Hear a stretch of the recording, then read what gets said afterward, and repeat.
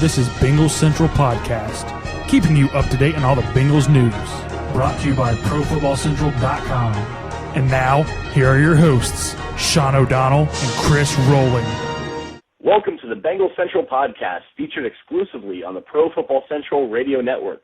I'm your host, Sean O'Donnell, and with me, as always, my co-host, Chris Rowling. Chris, how are we doing today? We're doing great. And how about that new intro? We'd like to give a special shout-out to Scott Allen for his work on the intro and the outro. So stick around for the full show if you want to hear our special new outro.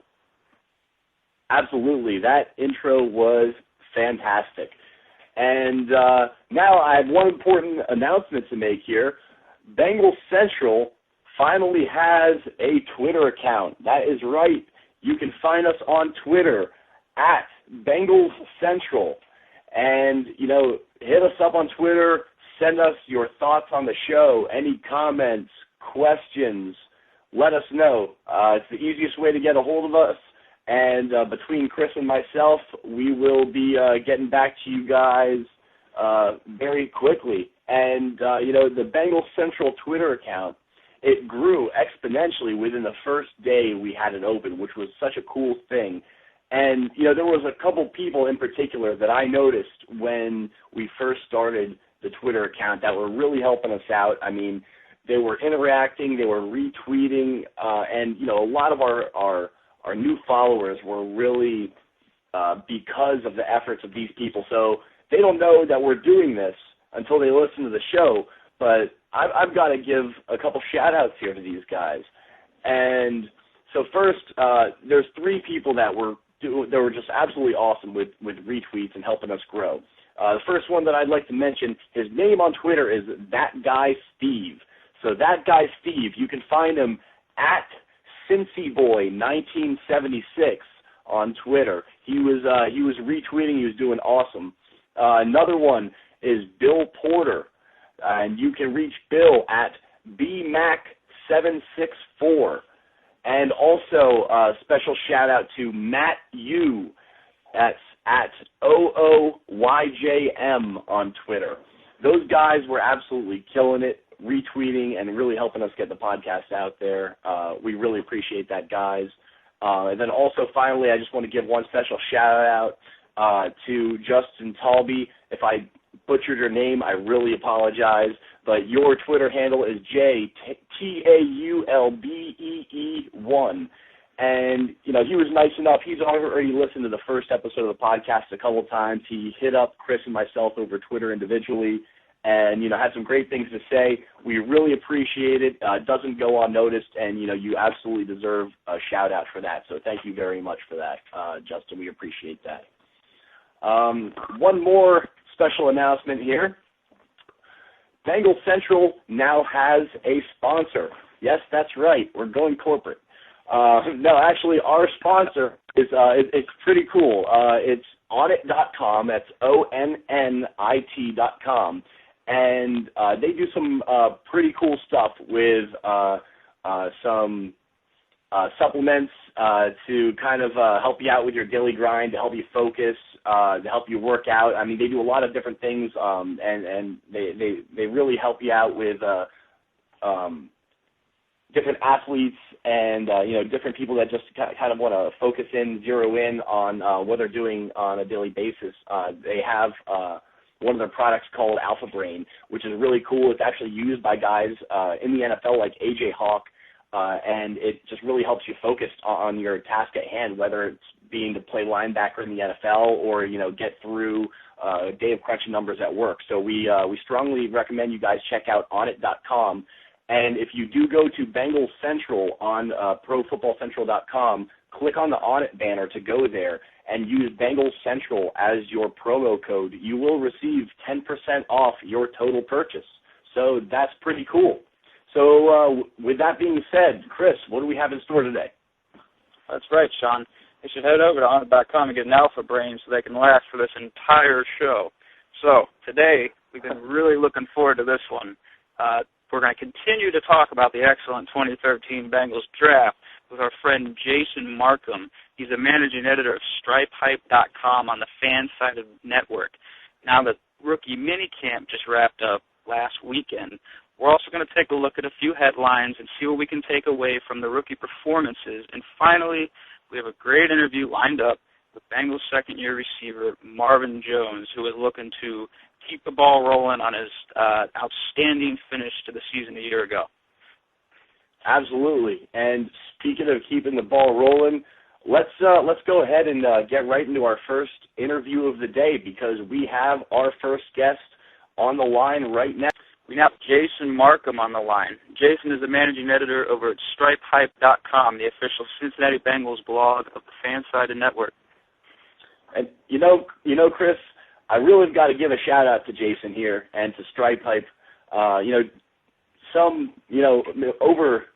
don't even know how long ago it's been now, but Jason was kind enough to take me in as a contributor for Stripe Hype when I was just beginning to write about the Bengals online.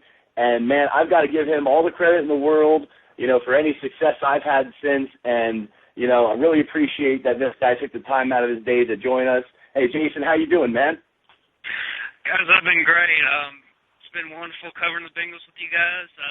Sean, I was glad to bring you on, and it was an honor. It's been an honor working with you ever since, man. I appreciate that, man. Right on. So, I guess it's time we get down to business. Last week, we went through each pick in the Bengals draft and had our say. This time, we're going to let someone else do the talking who knows what they're talking about. So it's time we turn it over to Jason and let him voice his opinion. Yeah, absolutely. Yeah, Jason, this is your shot, man. So basically, we went over all 10 picks last week, man. We from round one with Tyler Eifert to Bernard, all the way through the last pick to T.J. Johnson. And as you were turning into the draft, what were your initial thoughts on the early offensive prospects as the Bengals, since they went off right off the bat with Eifert and Bernard? What were your thoughts there, Jason? Well, I thought they had to, do their best to improve the offense, just add more playmakers, because, you look at the offense, you see, the All-Pro, A.J. Green, you see a potential Pro Bowler like Jermaine Gresham, but, you don't see a lot of those, secondary pieces, that good second tight end, that good receiving running back that all the great teams have, the New Orleans Saints, New England Patriots, kind of the lesser-known commodities that, are help your offense, when you're struggling like they were at the end of last year. They just couldn't get into the end zone last year, or toward the second half of last year, once they lost Mohamed Sanu. I mean, that was really the guy who took the pressure off all those main guys I mentioned, and Andy Dalton. Now they have that with Giovanni Bernard at running back. I really feel like between him and Ellis, you're finally gonna have that 1-2 punch. You're gonna have Ellis be able to come in and get the third and 1, the second and 5 situations, convert those early downs, and then you're gonna have Bernard be able to come in on passing downs, be a receiving threat out of the backfield. When defenses are more focused down the field, covering Gresham, covering Green, you're going to have Bernard running free underneath for those short passes that he can take and get first downs. And Eifert, I really love this pick more than any of them, just because it does so many things. It gives you potentially that, number 2 receiving option that the Bengals haven't been able to consistently find. I think he really has the potential to either push Gresham or go right by Gresham if he keeps playing at the level he's playing at right now. And another thing it does is, obviously, once Gresham's contract runs up, you've got his potential replacement in Eifert already waiting in the wings, and along with Orson Charles, who they took last year, and showed a little bit of promise at the end of last year. As far as the other offensive guys go, I think Kobe Hamilton, I think he has a great shot to make the roster. I really liked what I saw from him at Arkansas, playing in the SEC. He is, crazy as that whole situation at Arkansas last year was with Bobby Petrino. He was one of the real consistent weapons they had on that team. And I really feel like he's going to be, at worst, at their 6th receiver on this team once, roster cuts come. And Rex Burkhead, I really loved watching him at Nebraska. His junior year, he was pretty amazing to watch. His senior year, he was kind of banged up. That's really what led him falling so far. I think if anything, he could be the next, Ben Jarvis, Green Ellis. Their games are pretty similar. They're going to pound it, between the tackles. They're not going to get those big long runs on the outside. They're not going to catch many passes out of the backfield. But I think, Burkhead and Bernard have the potential to be the Bengals' backfield of the future. And then, for the most part, I thought the other guys, the offensive linemen, T.J. Johnson, Tanner Hawkins, they were really more developmental projects. They're probably going to end up on the practice squad. And who knows, maybe they end up being, the next Kyle Cook, Trevor Robinson, guys that went from being either undrafted late rounders to, now they're starting offensive linemen. It's a great perspective on the offense, Jason. As you know, they did a complete 180 after those first couple of high-profile picks on offense and decided to address the defensive side of things. How did you react to decisions such as Marcus Hunt and Sean Williams, Sean Porter, etc.? Well, to a degree, I liked what the Bengals did because with Hunt, I feel like that was a great move. They had to get a player like him because you've got Michael Johnson and Carlos Dunlap set to be free agents next year. I'm guessing they're probably not going to re-sign both. I know they franchise tagged Michael Johnson. I haven't heard anything to suggest they're actively trying to re-sign him. I think the situation there is he had 11 sacks last year, and it was his really only good year he's had. I think they're waiting to see more to make sure he's not going to be the next Robert Gaithers. If you recall, he's been pretty much nothing more than a run defender. I mean, he had one good year where he was an effective pass rusher in 2006 when he got 10 sacks. Then the Bengals turned around, gave him a big contract. He's done really nothing since, other than be a somewhat good run defender. I think they're trying to avoid that with Johnson. And, Hunt, I think he's going to come in and replace one of them definitely next year because they're both not going to be back.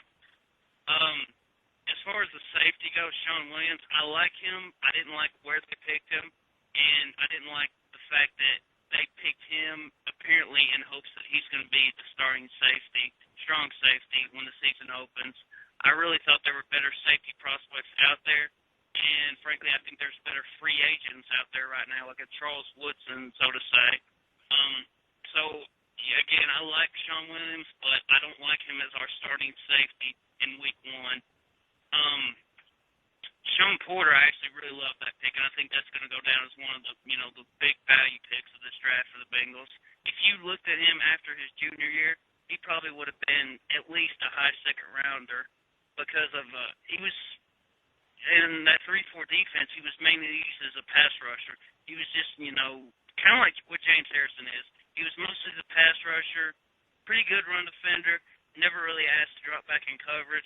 I think that's exactly what he's being drafted to be, the next strong side linebacker. Harrison, we only signed him to a 2-year deal, so eventually he comes in and replaces him once he develops.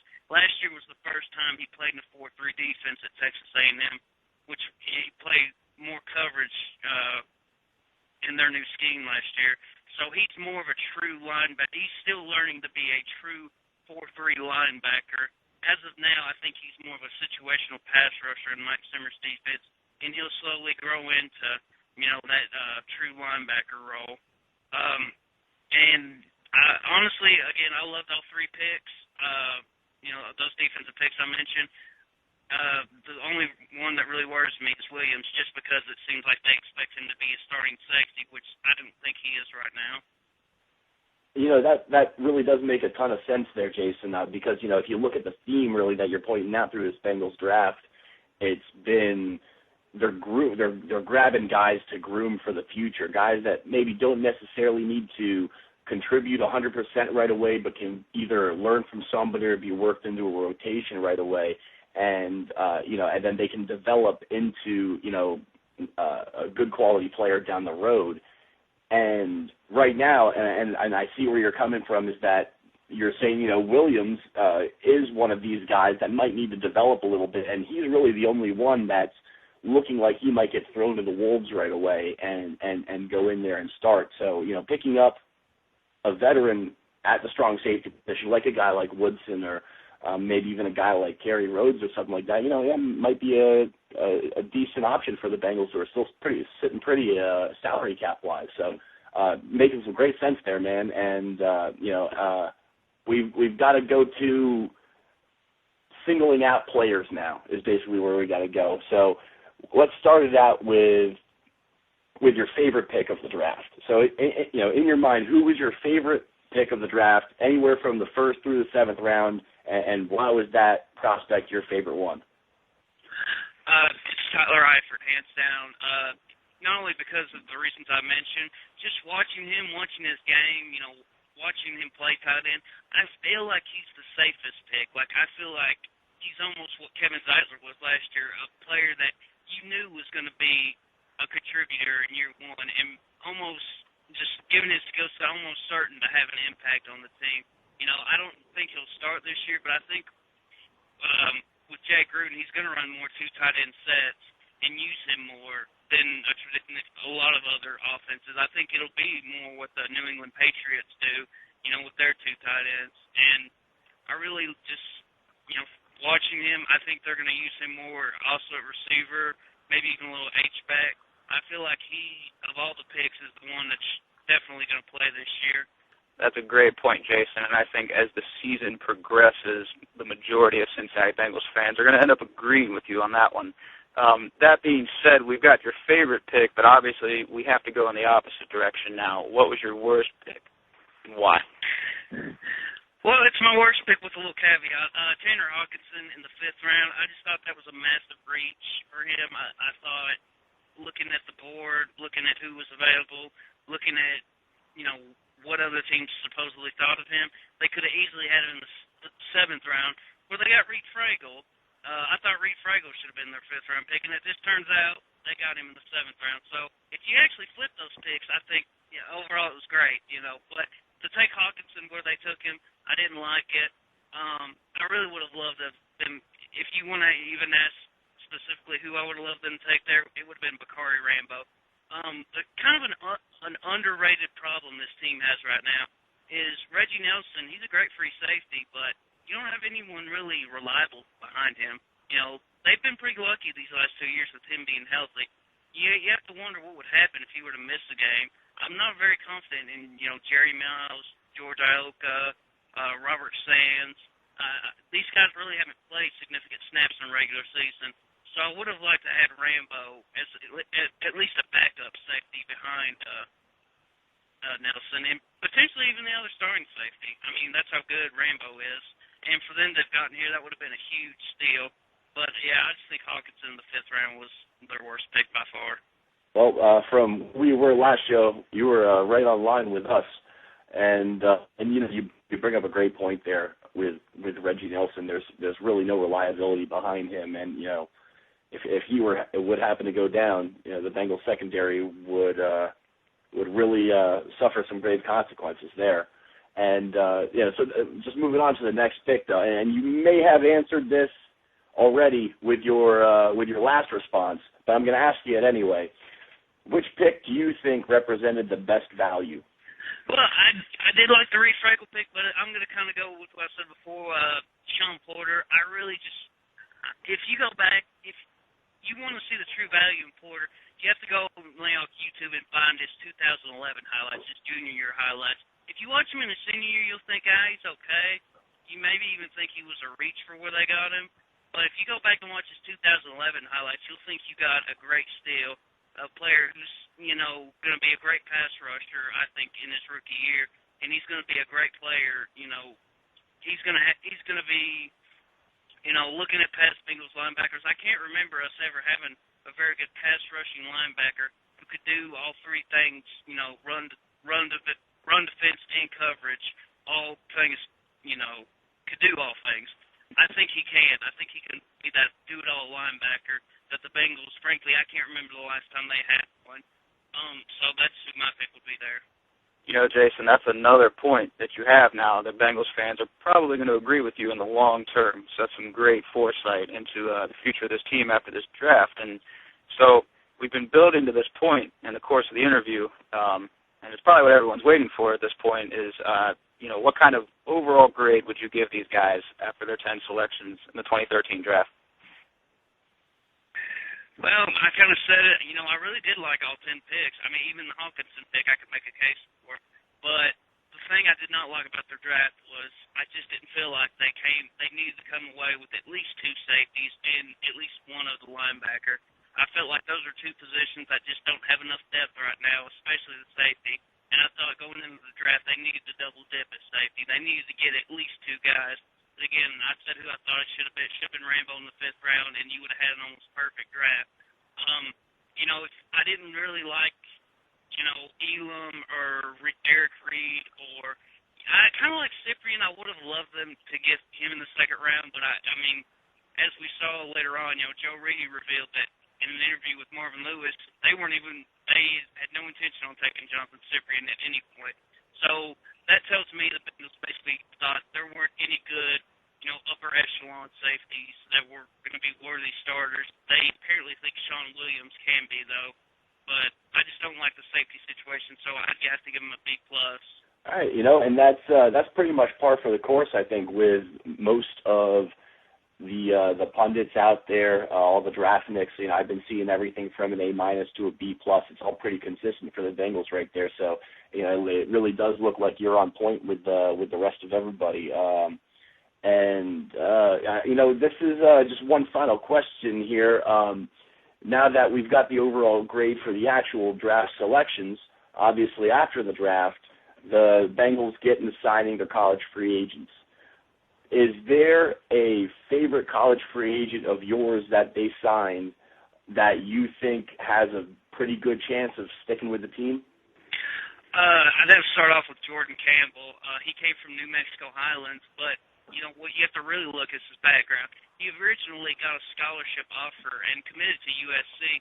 Eventually transferred once Pete Carroll left, and he ended up eventually at New Mexico Highlands. This was an amazing player to watch. If you go watch his highlights of his time at Highlands, he was just an amazing pass rusher.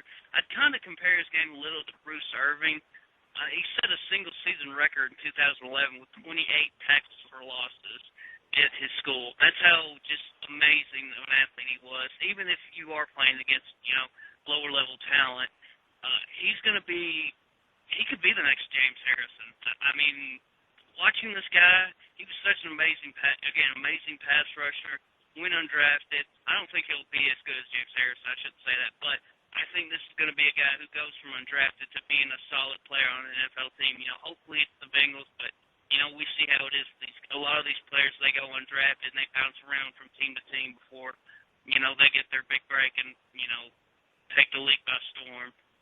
Another guy is actually from, where I live here in Richmond, Kentucky. His name is Tyrone Gord, a receiver from Eastern Kentucky. He was a big play wide receiver. His senior year, he had, I believe, 9 touchdowns, and he was averaging 22 yards a catch. This is that big play guy. He's probably going to be your X or Z receiver. Obviously right now you got A.J. Green, Mohamed Sanu, Marvin Jones playing those spots. Depending on what they do with the other guys, Brandon Tate, Kobe Hamilton, if they re-sign Andrew Hawkins next year, this could be a guy that eventually becomes one of their 4th or 5th receiver. I really liked him coming out of Eastern. He was projected by most people as a 5th or 6th round pick. He eventually went undrafted, and now they have him. I think he'll definitely be a guy that either sticks around with the practice squad or is claimed on waivers by another team. Very cool, man. It's funny that you bring up a linebacker and a wide receiver there because I really do believe that those will probably end up being 2 of the most heated, roster battles in camp, coming up later this summer. So, absolutely fantastic work, like always, by Jason here. And Jason, we really want to thank you for taking the time to join us here on Bengals Central. You've been fantastic as always, and obviously we love to have you on the show again. We'll definitely have to work something out there. So, thanks a lot for coming on today, man. Hey, guys, thank you very much for having me, and just check out all of our work at stripehype.com. Follow us on Twitter at stripehype, and we're always just trying to provide the best Bengals coverage, Bengals news, and heck, Bengals writers like Sean here. I mean, he's a great writer. I'm glad I got to he decided to. I compare it to being a coach. He was like a 5-star prospect, and he picked my school to come to and, help get us on the map before he graduated and went on to bigger and better things. So I just love doing it, guys. Oh man, that's way too nice, man. I really appreciate that very much, and thanks very much. And yeah, absolutely. Everybody, be sure to check out Jason Marcum, managing editor of Stripe Hype. Find him on Twitter at Stripe Hype. Make sure you get in there and check out the work that all of his writers are doing. Jason's a fantastic editor, and they're doing some great things there. And yeah, absolutely. Thanks a lot, Jason, for coming on. We really appreciate it, man. And, thank you guys again for having me. With the draft in the rear view, we now have to get down to the news. We're beginning to enter the off-season lull, but there is one important event we can discuss, which was the aforementioned rookie minicamp that just wrapped up this past weekend. There's never any negative news that really comes out of a rookie minicamp because it's rookies in shorts finally getting their playbook and running around, but there is some critical information we may be able to take away as it pertains to how these guys are going to fare in the upcoming training camps. Absolutely. There's a couple guys that stand out for one reason or another. And, we may as well go ahead and just touch upon some of these guys that are in the rookie minicamps right now, whether they're highly acclaimed draftees or whether they're college free agents. So, going right into it, the first guy that comes to my mind is a guy that a lot of Bengals fans have been talking about lately, and that is New Mexico Highlands linebacker Jordan Campbell. Jordan Campbell, he transferred schools a couple times. He started over there at USC, and he left after the incidents while Pete Carroll was there. And he's getting a lot of press, a lot of hype, and not really from the media, but really from Bengals fans. And I really do get where the favoritism from the fans comes into play with Jordan Campbell. I mean, he's a tremendous physical specimen, and he absolutely dominated at the level of collegiate play, when he was with New Mexico Highlands.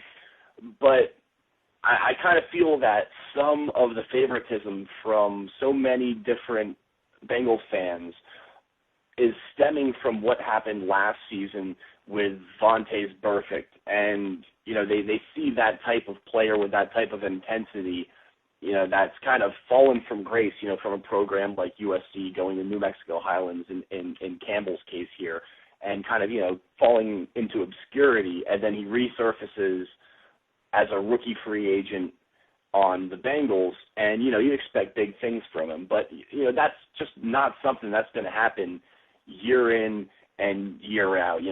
I don't really think that you're going to get another Vontaze Burfict out of this guy.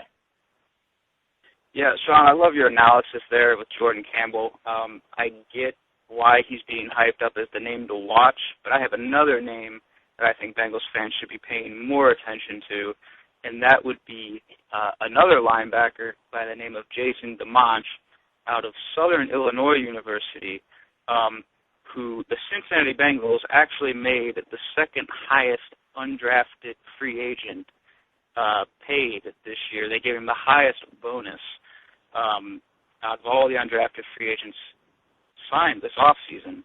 And, according to Joe Reedy of the Cincinnati Enquirer, he does have a serious shot at making the final 53 roster, and that is because he is an excellent pass rusher who has a nose for finding the quarterback. He racked up 16 sacks last season with Southern Illinois. So you're looking at a guy in DeMonch who could potentially replace the ineffective Dante Moak, who was supposed to be the speed freak pass rusher. But he's had so many headaches he can't even get on the field. So DeMonch may be the answer in pass rushing situations. With that being said, enough about the linebackers, Sean. I think you have an offensive lineman you want to speak about that's been showing up well in rookie minicamp. Yeah, in fact, I do have an offensive lineman that I need to speak about, and and I almost have to apologize a little bit. I really do have to admit on this one, and this particular offensive lineman that I'm about to talk about is the Bengals' 5th round selection, Tanner Hawkinson. Last episode, there was a little bit of negativity stemming from me with the Tanner Hawkinson selection. Granted, now I'm not jumping on board on the Tanner Hawkinson pick. I still think a 5th rounder may have been a little too early for this guy. I really do. However, he's starting to turn my feelings in his favor after his performances at the rookie minicamp with Cincinnati. Now, at this point, Tanner Hawkinson now in the minicamp, he's officially lined up at all 5 positions on the offensive line. And that is not something that many offensive linemen, even some of the best offensive linemen, can do coming out of college. Well, Hawkinson seems to be that guy that seems to be rather comfortable in both of the tackle positions, both of the guard positions, and at center. And he seems to fit very well there. And what it seems to me is that the Bengals offensive line coach, Paul Alexander, will probably go ahead and take Hawkinson under his wing and develop him and develop his technique into the lineman that he needs to transform him to. Because of all of the praise I've heard of Hawkinson's versatility, I really haven't heard that much about his technique or his performance. I haven't heard any kind of that he's been overwhelming at the line of scrimmage or anything like that. It's more or less just he's smart enough to play the position. So if Alexander can really get his technique down and can make him effective at each of those positions, this could actually turn out to be a tremendous pick. I mean, you're looking at a guy that can play multiple positions, like a former Bengal that I'll be comparing this guy to probably for quite some time now in Stacey Andrews, that just used to be able to step in and fill in at what seemed like almost every position at the line. So Tanner Hawkinson, so far so good. It looks like for the 5th round pick that I was kind of down on a little bit. What's your take on him, Chris? Well, like we said earlier, we're not going to hear a lot of negative headlines coming out from the media because there's not much to evaluate right now. But I think we need to eat a little crow here and admit that, Hawkinson, for all intents and purposes right now, is showing why the Bengals made him the pick in the 5th round. And, like we touched on in the last episode, that kind of versatility is what is going to allow him to seriously compete for a roster spot despite being drafted, kind of late in the draft. So I don't know that he makes a final roster, but that versatility does go a long way on a team like Cincinnati that is so stacked on paper at this point. Outside of Hawkinson, we do have another guy that we may have been a little wrong on in wide receiver Kobe Hamilton, who was the 6th round pick out of Arkansas. It's sounding like, if you're going by quotes from offensive coordinator Jay Gruden, that Hamilton is the one who might have impressed the most during rookie minicamp. According to Gruden, he's a lot bigger and quicker than he had originally thought, and he was reportedly making tough pass catches in traffic. So, we originally thought that the Bengals were really stacked at receiver, and he didn't really have a shot at the roster, but it's sounding more and more like he has a good chance at that, despite the depth with guys like Sanu and Marvin Jones. And from the words of Gruden's mouth himself, Hamilton is someone who might just sneak onto the roster. I don't know your thoughts on that, but I'd love to hear them. Yeah, Chris, Gruden had nothing but high praise for Kobe Hamilton. I mean, he said himself that they've been impressed with what he's done so far in rookie minicamp. And even though you were saying before, you don't really hear bad things about the guys right now, for a coach to go out of his way and just praise a guy so much like that, it really speaks volumes to the level of play that he's exemplified during the Bengals rookie minicamp. So, with that being said about Hamilton, he's impressing right now. Let's move on to an undrafted college free agent in Ontario McCaleb. Now, McCaleb was a former running back at Auburn. However, the Bengals decided that a conversion to the cornerback position could be, a better fit for him at the NFL level. They were, a little concerned about his size and, therefore his durability in the NFL. But they're absolutely enamored with his speed. He ran the fastest, if not one of the fastest, 40s at the NFL Combine this past year. And McCaleb also doubles as a tremendous special teams player, great returner. And I think his conversion to cornerback, if he can do it, I think it will really help him stay on the roster. Because if they keep him at running back, you look at the guys they have at running back. I mean, Cincinnati is absolutely stacked, and they have a lot of decisions to make at the running back position. I mean, obviously you've got Ben-Jarvis Green-Ellis and you've got Giovanni Bernard. Those guys are going to split the bulk of the carries this season. Those guys are absolutely stacked. You've got special teams ace, Cedric Tierman. You've got a great workhorse and developmental player in Rex Burkhead that they just drafted. And then they re-signed Bernard Scott. There's too many guys. I mean, you still have Dan Herron, who was a draft pick from a year ago, laying around. There's too many guys, to have another running back lurking around on that roster right there, even if you're just going to keep him as a returner. So, utilizing his speed, the conversion to cornerback could be a great idea if he can catch on. I really do think so.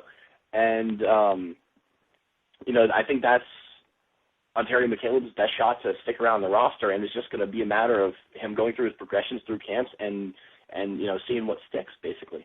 So, those are the thoughts on McCaleb that I'm hearing out of camp right now.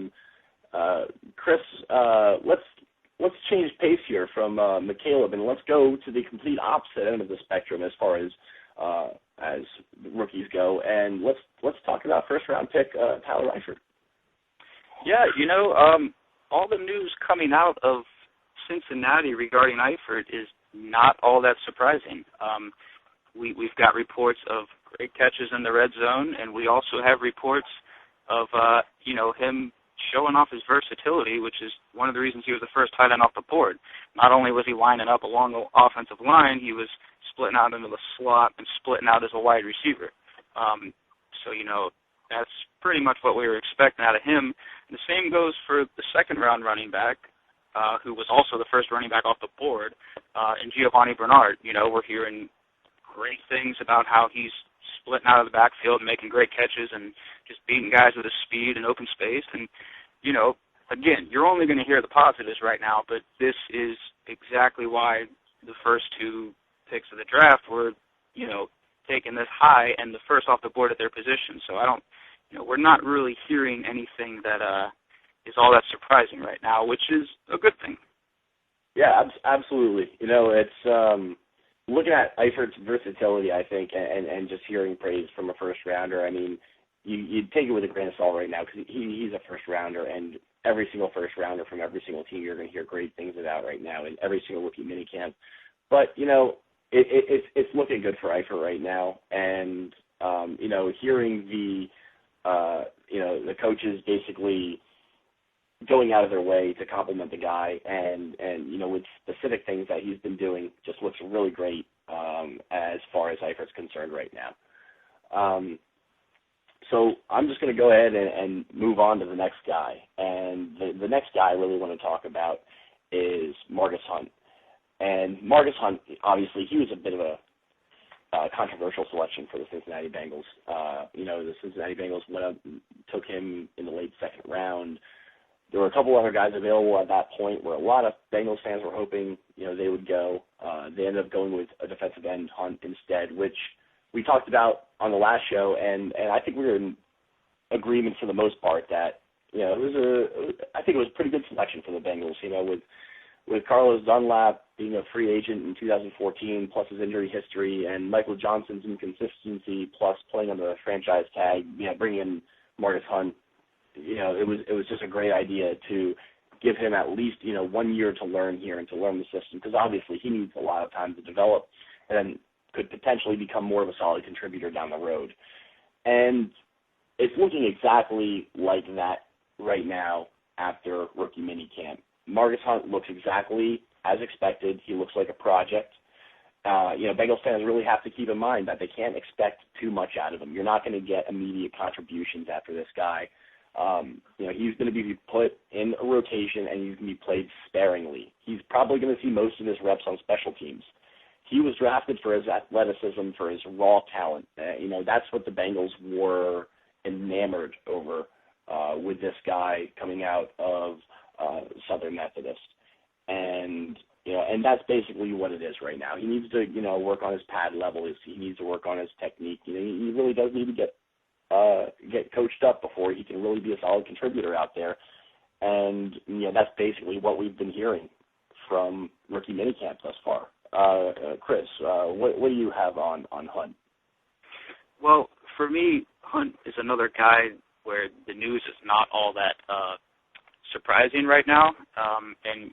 After the draft, you heard some guys saying that, he may be a major contributor next season, but I just, like you said, that's not what they drafted him for, despite him being such a high pick.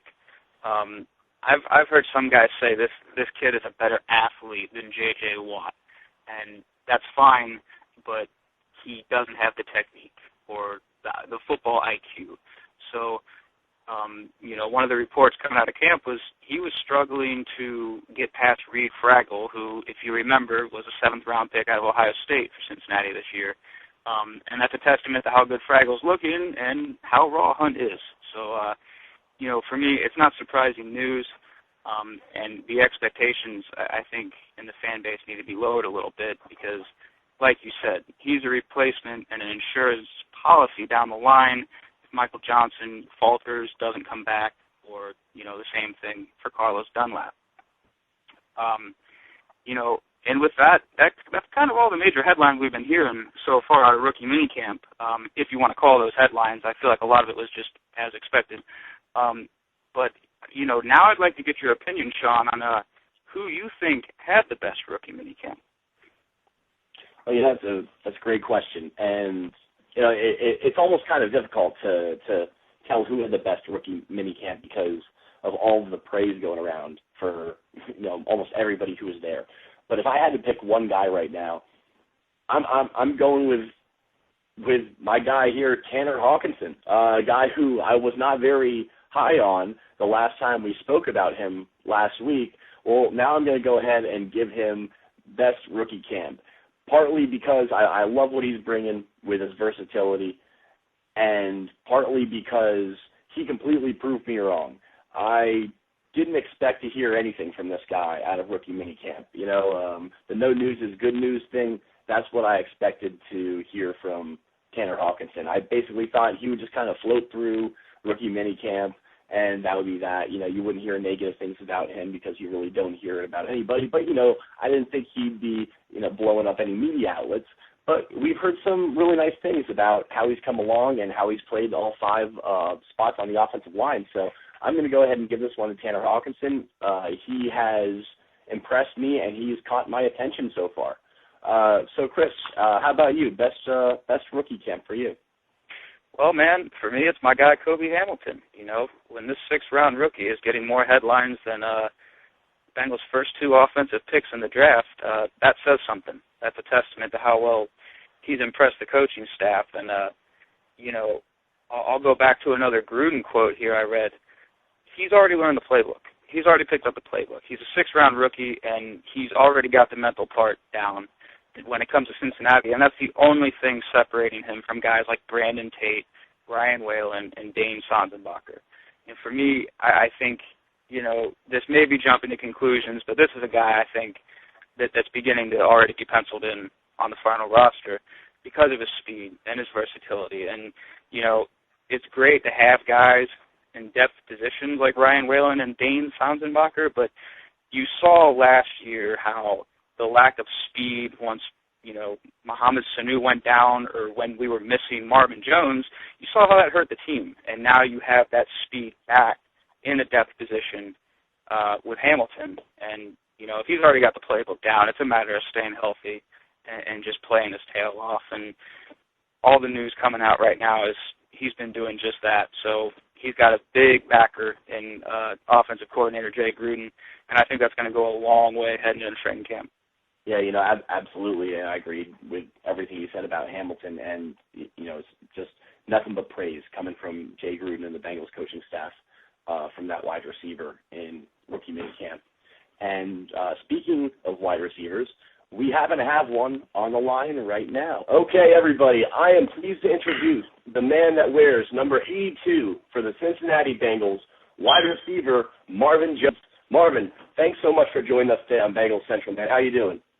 It's my pleasure. I'm doing great. That's great, man. We're really excited to have you on the show. We're a big fan of what you did with Cincinnati last year, and we got a couple of questions for you, and we'd like to get your opinion on years past and what's ahead for the Bengals. So, Chris, my man, go ahead and take it away. Yep. So, Marvin, you seem to really find a groove over the last few games of last season. So what do you attribute that success? Was it maybe chemistry, better chemistry with Dalton, or maybe just being healthy, or better grasp in the offensive system? What was for the explosion in production there near the end? Yeah, definitely. I think it was just me being comfortable and just having some experience, having some games. The last 6 games or 7 or 6, I started. So just kind of got in the groove, chemistry. You could say chemistry, and just the overall feel. Just a gameplay feel. And it was. I was pleased with the way it ended, and it could only go up from that. That's great, man. And you were absolutely looking terrific there towards the end of the year. And and to go along with that, you finally got to score your first professional touchdown in Week 17 against Baltimore. What kind of feeling was that when you got there into the end zone? It's a great feeling, just to think about all the work you put in, through high school and college, to dream about, scoring in the NFL, and you watch it on TV and stuff like that. But when I actually got into the end zone for the first time, it just felt great. It was a great feeling, and nothing gets more exciting than that. Right on. Rookie minicamp's going on right now, so we wanted to be timely and ask, back last year as a rookie wide receiver, how difficult, was it for you to adapt to the speed of the NFL? It wasn't necessarily that difficult. It's not like, I was in the trenches with them big old linemen and running back and stuff like that. We're pretty much on the outside, so I think it's kind of easier for us to get adjusted. But there's people, everybody's bigger and faster, and there's some things that you can get away with in college that you can't in the NFL, because these guys are pros and veterans and stuff like that. So the opportunities that you do get, you have to capitalize and know the speed of the game and know how they're going to react and move to it, because you catch a ball and boom, in the split second, that'll be there and stuff. But coming from last year, coming in, I think it was a smooth transition. But but at the same time, there was things that were different in terms of the quarterbacks. The quarterbacks, they're professionals, and they put the ball wherever they want it and stuff like that. And in terms of adjusting to the long balls and stuff like that, through mini camp, OTAs, and in camp, that was really my main focus, to get back adjusting to that ball, instead of coming back and trying to make a difficult catch and stuff like that, really running through the pass and stuff. And I think that was one of the main things that that I kind of struggled with early on, and then I got back into it. So it's definitely a difference, and it was just fun to get out there. That's a great answer and some great insight into what you were going through. And everybody, this is Marvin Jones here of the Cincinnati Bengals, wide receiver, and he's really breaking it down for us. And and speaking of the rookie mini camps, there's a couple of young wide receivers going through the mini camps right now in Cincinnati. 6th-round pick Kobe Hamilton, and then Roy Roundtree, a couple of undrafted guys. Knowing what you do know today, what advice would you give to those guys that are going through the rookie mini camps right there today, and what should they be taking out of this? Yes, I'd definitely just say, at the end of the day, it's just football. You have to do the things that you have to do to be successful, and this game is is big. You know, it's just professional football, it's the NFL, and that's one thing that the coach says. It's not about how you got here. You know, whether it's first round, sixth round, or free agent. You know, anybody can play. You know, it's just about what you do when you get to this point. You know, so I would say, you know, for them it's just, you know, to get in the playbook and make sure you do your part and do whatever you can control and stuff like that. So that's mainly, you know, throughout my career and even now that I keep close to me, just, you know, staying humble and just doing what I can control and stuff like that. And those guys, you know, they're looking good. And Roy Roundtree, you know, I met him because, you know, a couple of my friends, they were with him in Michigan and stuff like that, and they told me, you know, to take care of their boy and stuff like that. So you know, I'll be close with him, and, you know, just really teaching them, you know, what I've been through, and have them pick my brain and stuff like that. So yeah, it's just, I mean, at the end of the day, it's just football, and do what you were blessed with the ability to do. That's some great insight there, Marvin. You know, we want to switch gears a little bit here now and talk about next season a little bit. What exactly have you been working on, maybe improve during this off season? And is there any particular part of your game that you're focusing on improving the most? I think I just focus on my all around game. Just you know. You can, you know, never get enough of, you know, repetition of, you know, getting in and out of your breaks and staying low and the explosion part.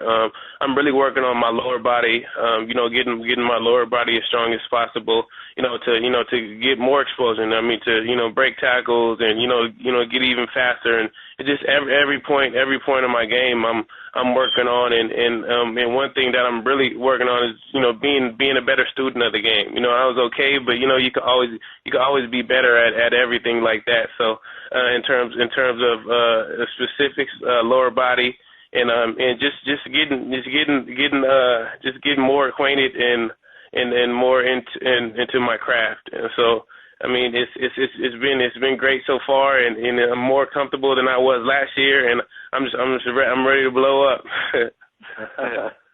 That is awesome. That is very awesome. I mean, yeah, you sound dedicated, and trust me, you're talking to two guys on the phone right now who fully believe and are ready for you to blow up as well, man. We think the sky's the limit for you as a wide receiver. Thanks, I appreciate it. Absolutely, man. And the 2013 draft, that brought along a couple of offensive weapons to help you guys out for the 2013. I don't know if how familiar you are with Tyler Eifert and Giovanni Bernard taking the first and second rounds, but what are your thoughts on those guys? How do you think that they're going to be able to contribute and help out the rest of the offense in the coming season?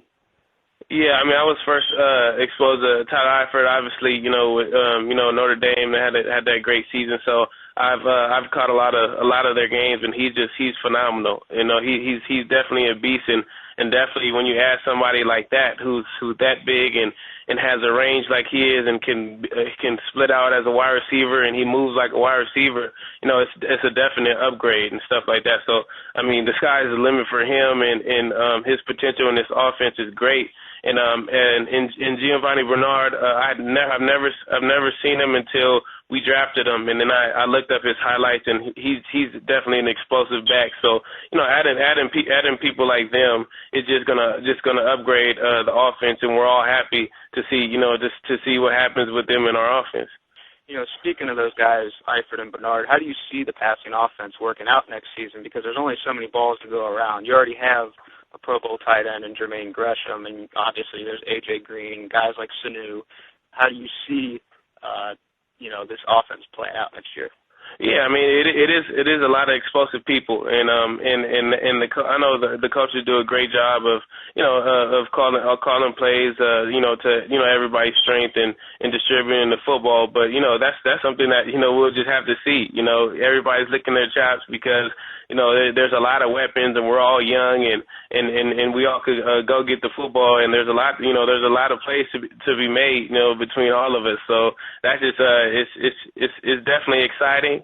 And at the same time, we'll see, during camp and when we get together how everything, will be in terms of like the distribution, because we got Jermaine Gresham, AJ Green, Mo Snow, myself, Andrew Hawkins. The list goes on, and adding Eifert and stuff, it just gives you a balance and a versatility, and Bernard as well. So so that's something that we'll see and that everybody's excited about. Yeah, and we're excited about it as well, and we think that there's going to be great things happening for this offense in 2013, and for you, as a receiver, is there a particular team that you're most excited to face in 2013, or even a particular player as a certain cornerback that you're looking to go up against? Not really, but at the same time, I scratch that.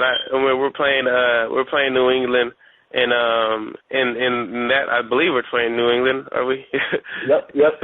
Yeah. So that's everybody sees Tom Brady and stuff like that, and that's just somebody I would like to go up against, and I have one of my close friends, Shane Vereen. He's a running back.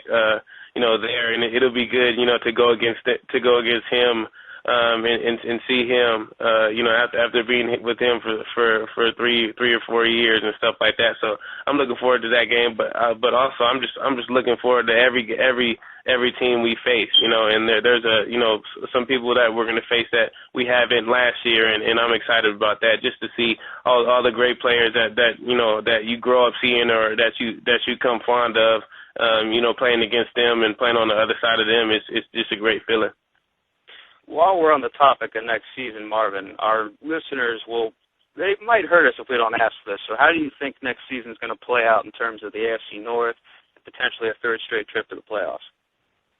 Oh, I think it's gonna play out great. Like I say, we're a young team, and everybody knows we're a young team and young and talented, and as the years go, we're obviously getting way more mature and know what it takes to go to the playoffs, but know our expectations and what it's going to take to win a playoff game and to go far. And I think it's a team that we have that can go all the way, definitely. Like it just, like when we all talk about it in the locker room, it's amazing how everybody's on board, and the camaraderie is there, and we all have one goal, and that's to be in the Super Bowl, and I think we definitely can achieve that. That's great, man. It's refreshing, to hear you have so much confidence in this young team, and it seems like you guys are ready to band together and take the next step. And as Bengals fans, we are, and the rest of the Bengals fans, should be real excited for things to come for you guys this year.